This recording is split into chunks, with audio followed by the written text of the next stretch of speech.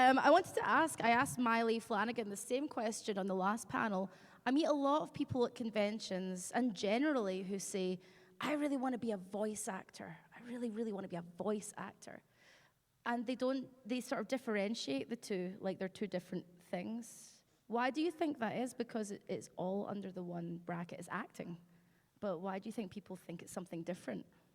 Well, I've been doing this long enough that people used to be like, don't you want to be a real actor? Oh, and I was like, a real actor. And I think it's just, I mean, there is this, and I think it's changing now, but for the longest time, I think it was just that you didn't see our faces. And so there's a real association with TV actors and movie actors that it's like it's kind of a bigger than life thing. But what I notice conversely now, this is my theory, movie stars, you see them and you're like, oh my God, wait, I know them. There's like, because you're used to seeing them on this huge screen, right?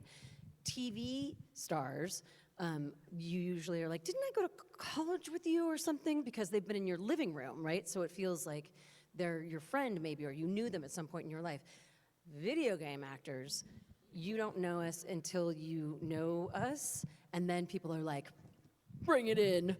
We died together. Like, we have a very, it's like, I feel like when, like, we're bonded because of the kinds of media that we do with people who play the games, and so it is a totally different experience. So you have to dig a little deeper for us, but then, and I think that because we're not oftentimes doing stuff with, you know, props and scenery, and it's a much tighter type of thing, it doesn't feel to some people like real acting, but I would venture to say that since we have so much less to work with, it requires a ton of imagination. And I actually, when I do on-camera stuff, I'm usually like, oh, there's someone else here, rude.